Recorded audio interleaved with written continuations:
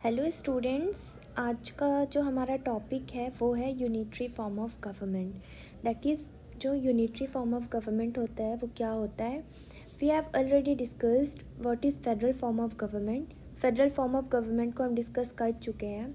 इस वीडियो में पर्टिकुलरली हम लोग इस टॉपिक पे बात करेंगे कि यूनिटरी फॉर्म ऑफ गवर्नमेंट क्या है, क्यों यूनिटरी फॉर्म ऑफ गवर्नमेंट होना चाहिए, बेनिफिट्स क्या क्या है यूनिटरी फॉर्म ऑफ गवर्नमेंट के, and of course its limitations. और लास्ट में इसकी कैरेक्टरिस्टिक के बारे में बात करेंगे। And at last we will see unitary form of government in Indian context. Topic को कंटिन्यू करेंगे। Number 1 is what is unitary form of government. First and foremost thing is that कि जो यूनिटरी फॉर्म ऑफ गवर्नमेंट होता है यहाँ पे power कोई एक सिंगल अथॉरिटी होल्ड करता है। मतलब ये है कि यहाँ पे पावर डिवीजन नहीं होगा। ठीक है, पावर जो यूजुअली डिवाइड होता है सेंट्रल गवर्नमेंट और स्टेट गवर्नमेंट के बीच में, तो यहाँ पे बेसिकली पावर डिवीजन नहीं होगा और यहाँ पे सिर्फ वन लेवल ऑफ गवर्नमेंट होगा या वन टीयर ऑफ गवर्नमेंट होगा। ठीक है, और जो यूनिट्स होते हैं या फिर जो हमारा जो स्टेट्स होता है, लाइक इंडिया में 28 स्टेट्स हैं, जो यूनिट्स है जो स्टेट्स हैं वो ऑटोनोमस नहीं होंगे। दैट इज़ वो इंडिपेंडेंट नहीं होंगे अपने पावर के लिए। They will be dependent upon central government. वो सेंट्रल गवर्नमेंट पर डिपेंडेंट होंगे अपने पावर के लिए। Why unitary form of government? Unitary form of government क्यों होना चाहिए? बेसिकली हर कॉन्टेक्स्ट में तो यूनिटरी फॉर्म ऑफ गवर्नमेंट अच्छा नहीं है। ऑल्सो हर कॉन्टेक्स्ट में फेडरल फॉर्म ऑफ गवर्नमेंट भी अच्छा नहीं है। लेकिन अगर यूनिटरी फॉर्म ऑफ गवर्नमेंट कहीं पे होना चाहिए या यूनिटरी फॉर्म ऑफ गवर्नमेंट अगर सुटेबल है तो वो स्मॉल कंट्री के लिए सुटेबल है जहाँ पे पॉपुलेशन बहुत कम है। उसको गवर्न करना बेस्ट है यूनिटरी फॉर्म ऑफ गवर्नमेंट के थ्रू, अगर उस पर्टिकुलर एरिया को गवर्न करते हैं तो। And what are the benefits of unitary form of government? तो first and foremost thing is that कि अगर हम लोगों का यूनिटरी फॉर्म ऑफ गवर्नमेंट है तो वहाँ पे जो लॉज हैं या पॉलिसीज़ हैं वो पूरी कंट्री में, पूरे रीजन में इक्वली डिस्ट्रीब्यूट होगा। मतलब यूनिफॉर्म पॉलिसी हम लोग अप्लाई करेंगे।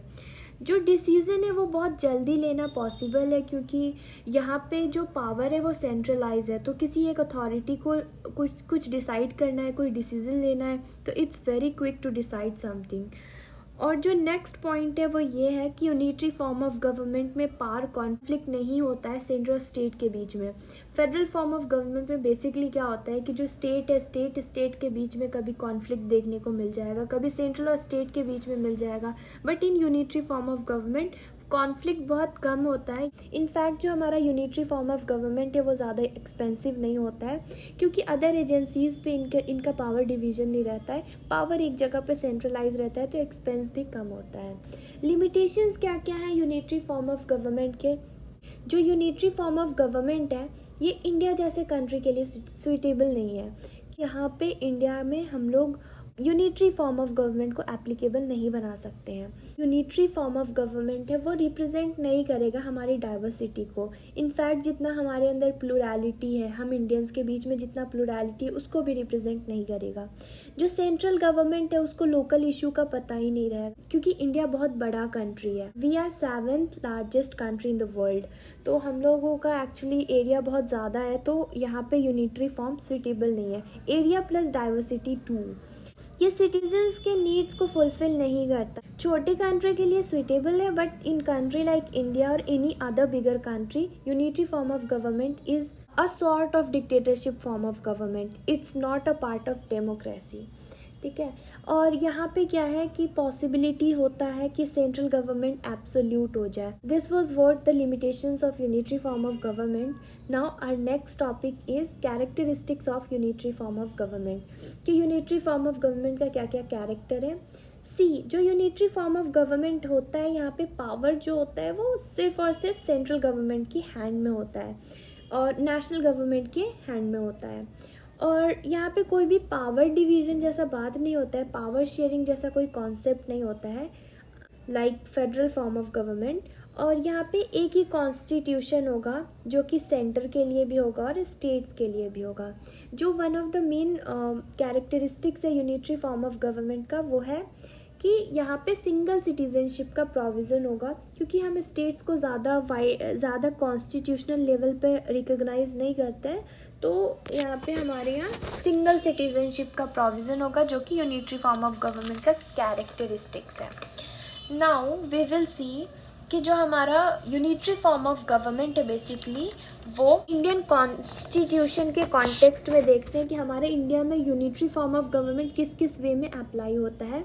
हमारा India basically federal form of government है, फेडरल स्ट्रक्चर को फॉलो करते हैं under schedule 7 that states about lists, that is we have 3 different types of list। हमारे पास 3 अलग अलग टाइप का लिस्ट होगा, union list, state list and concurrent list. Union list पे union government that is central government law बनाएगी, state list पे state government law बनाएगा, और जो हमारा कॉन्करेंट है उस पर सेंटर और स्टेट दोनों ही लॉ बनाएंगे। लेकिन अगर कॉन्फ्लिक्ट होता है स्टेट और सेंटर में तो सेंटर को प्रायोरिटी दिया जाएगा। तो लाइक यहाँ पे अगर स्टेट और सेंटर के बीच में कॉन्फ्लिक्ट होता है तो प्रायोरिटी सेंटर को दिया जाएगा। नाउ वी सी कि ये एक यूनिटरी की साइड इंक्लाइंड है, हमारा कॉन्स्टिट्यूशन किस साइड बेंड है, यूनिटरी की साइड बेंड है। तो लाइकवाइज और क्या क्या हमारे कॉन्स्टिट्यूशनल प्रोविज़न है जो कि स्टेट करता है कि हमारा यूनिटरी फीचर कहीं ना कहीं एग्जिस्ट करता है और लेवल पे एग्जिस्ट करता है, उसको देखेंगे। फॉरमोस्ट थिंग इज़ दैट कि हमारे स्टेट्स के लिए कोई सेपरेट कॉन्स्टिट्यूशन नहीं है। यूनिटरी फॉर्म ऑफ गवर्नमेंट अगर है हमारी कंट्री में तो एक ही कॉन्स्टिट्यूशन है जो स्टेट को भी डील करता है, एक ही कॉन्स्टिट्यूशन है जो सेंटर के लिए भी एप्लीकेबल है। जो हमारे कॉन्स्टिट्यूशन में इमरजेंसी का प्रोविज़न दिया गया under article 352, 356 and 360 president rule का बेसिकली बात करता है। तो यहाँ पे हमारा जो स्टेट है उसको ज़्यादा राइट नहीं दिया गया है। यहाँ पे जो कंट्री है वो सेंट्रल गवर्नमेंट के लिए बायस्ड है। आर्टिकल 3 स्टेट करता है कि जो हमारे स्टेट्स का नेम, एरिया और बाउंड्री है उसको हम चेंज करना चाहेंगे या ऑल्टर करना चाहेंगे तो पार्लियामेंट के पास ये अथॉरिटी है कि वो चेंज कर सकता है। Parliament has the authority to change the name, area and boundary of a state. Parliament जो है बेसिकली स्टेट को कंसल्ट नहीं भी करता है तो कोई बड़ी बात नहीं है। Parliament alone can change the name, area and boundary of states. जो हमारी कॉन्स्टिट्यूशन में कॉन्करेंट लिस्ट का प्रोविज़न है जहाँ पे सेंटर और स्टेट दोनों लॉ बना सकते हैं, वहाँ पे सेंट्रल गवर्नमेंट को ज़्यादा पावर दिया गया as compare to state government. जो रेजिडुअल पावर है वो भी लाइक इसके हैंड में करता है, सेंट्रल गवर्नमेंट के हैंड में। अब व्हाट इज़ रेजिडुअल पावर? तो सी व्हाट हैपेंड, जब हमारा कॉन्स्टिट्यूशन बनकर फ्रेम हो गया था 26 नवंबर 1949 को अडॉप्ट हुआ था, और जब हमारा कॉन्स्टिट्यूशन 26 जनवरी 1950 में इनैक्ट होता है तो बेसिकली उस टाइम पे क्या होता है कि जो टेक्नोलॉजी होता है वो बहुत ज़्यादा एडवांस नहीं होता है। तो जो साइबर रिलेटेड क्राइम होता है या फिर सॉफ्टवेयर वगैरह के रिगार्डिंग कोई क्राइम होता है तो उसको रेगुलेट करने के लिए कोई लॉ नहीं था इंडिया में। पर्टिकुलरली कॉन्स्टिट्यूशन में ऐसा कुछ लॉ मेंशन नहीं था क्योंकि वो कुछ नई डिस्कवरी थी। तो जब हमारे मतलब क्राइम वगैरह बढ़ना स्टार्ट हो गया हमारे सोसाइटी में तो हम क्या करते हैं कि कुछ नया लॉ लेकर आते हैं और उसको डाल देते हैं रेजिडुअल पावर में। अब वो जो रेजिडुअल पावर है वो लाई करता है यूनियन गवर्नमेंट के हैंड में। जो हमारा नेक्स्ट है वो है अंडर आर्टिकल 249। आर्टिकल 249 क्या डिस्क्राइब करता है कि राज्यसभा एक बिल पास कर सकता है, और वो बिल किसके रिगार्डिंग होगा कि किसी भी स्टेट लिस्ट के ऊपर कोई लॉ बनाना है तो वो राज्यसभा वो बिल पास कर सकता है और पार्लियामेंट उसके ऊपर लॉ बना सकता है। और यहाँ पे 2/3 मेंबर प्रेजेंट होना चाहिए और उनका वोट होना चाहिए, और ऐसे बनाने का वैलिडिटी होगा 1 ईयर। एक्चुअली राज्यसभा ही क्यों बना सकता है, लोकसभा क्यों नहीं बना सकता है? क्योंकि बेसिकली जो राज्यसभा होता है वो एक ट्रू रिप्रेजेंटेशन है हमारे स्टेट्स का सेंट्रल लेवल पे, यूनियन लेवल पे। ठीक है, स्टेट करता है कि जब भी हमारी कंट्री में नेशनल इमरजेंसी लग गया तो पार्लियामेंट के पास ये अथॉरिटी चला जाता है कि वो कॉन्करेंट लिस्ट में जो भी सब्जेक्ट्स हैं उसके ऊपर वो स्टेट में लॉ बना सकता है। ठीक है, पे बेसिकली ये कुछ आर्टिकल है लाइक 249, 250, 252 ये डील करता है कि हमारी कॉन्स्टिट्यूशन का जो प्रोविज़न है वो है तो फेडरल प्रोविज़न, लेकिन बेंड किसकी साइड है, यूनिटरी की साइड बेंड है। आर्टिकल 2 ये स्टेट करता है कि अगर दो स्टेट चाहे कि पार्लियामेंट उनके ऊपर लॉ बनाए, तो वो मतलब दो से ज़्यादा स्टेट अगर ये प्रोविज़न लेकर जाता है पार्लियामेंट में कि you can make law on our subject, हमारे स्टेट के सब्जेक्ट पे आप लॉ बनाइए हमारे स्टेट में, तो पार्लियामेंट की अथॉरिटी है कि वो स्टेट सब्जेक्ट पे भी लॉ बना सकता है। आर्टिकल 3 डील करता है कि जो हमारा स्टेट है, अगर कोई स्टेट सब्जेक्ट है और वो किसी भी इंटरनेशनल अग्रीमेंट या ट्रीटी के लिए, तो यहाँ पे पार्लियामेंट उस पर्टिकुलर स्टेट सब्जेक्ट के ऊपर लॉ बना सकता है। जो next appointment of governor under article 155, governor हमारे स्टेट्स के हेड होते हैं। एक स्टेट का जैसे कंट्री लेवल पे अगर देखें तो हमारे जो प्रेसिडेंट होते हैं वो हेड ऑफ द कंट्री है, वैसे ही हमारे उसके हेड होते हैं हमारे गवर्नर। और जो गवर्नर है वो लेजिस्लेचर को अकाउंटेबल नहीं है, लेजिस्लेचर को आंसरेबल नहीं है। गवर्नर का अपॉइंटमेंट और रिमूवल होता है प्रेसिडेंट के थ्रू। तो जो प्रेसिडेंट है हमारी कंट्री के, उनके रिप्रेजेंटेटिव होते हैं हमारे गवर्नर स्टेट्स में। This is also the characteristic of unitary feature in Indian constitution. All India services is also unitary feature. Common election होगा दोनों के लिए, सेंट्रल गवर्नमेंट के इलेक्शन के लिए भी और स्टेट्स के इलेक्शन के लिए भी। दिस ऑल्सो स्टेट्स के हमारे कॉन्स्टिट्यूशन में यूनिटरी फीचर है।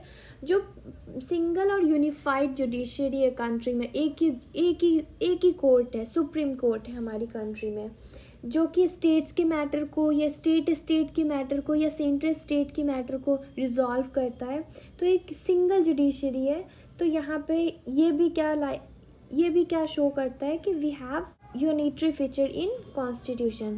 Provision of single citizenship, also जो अमेंडमेंट का प्रोसीजर है हमारी कॉन्स्टिट्यूशन में, पार्लियामेंट अपने अकॉर्डिंग अमेंडमेंट कर सकती है। यहाँ पे उनको स्टेट से बहुत ज़्यादा पूछना या कंसल्ट करना ज़रूरी नहीं है। जब नॉर्मल टाइम रहता है, जब कंट्री में सब कुछ स्मूथ चल रहा है, उस टाइम पे भी जो हमारा सेंट्रल गवर्नमेंट होगा वो स्टेट्स को एडवाइस दे सकता है। तो दिस इज़ ऑल्सो कि जो कॉन्स्टिट्यूशन है वो यूनिटरी फॉर्म की साइड ज़्यादा बेंड है। That is the conclusion of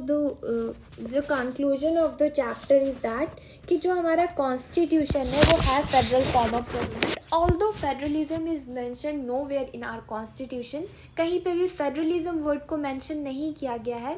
but जो हमारा 7th शेड्यूल है दैट टॉक्स अबाउट लिस्ट, वहाँ पे जो पावर डिवीजन है वो स्टेट करता है कि हमारा कंट्री कैसा फॉर्म ऑफ गवर्नमेंट है, फेडरल फॉर्म ऑफ गवर्नमेंट है। और हमारे कॉन्स्टिट्यूशन में फेडरलिज्म के साथ साथ कुछ यूनिटरी प्रोविजंस भी हैं, और जो यूनिटरी प्रोविजंस हैं we already discussed it in this video. Thank you so much for watching my video. Please like, share and subscribe.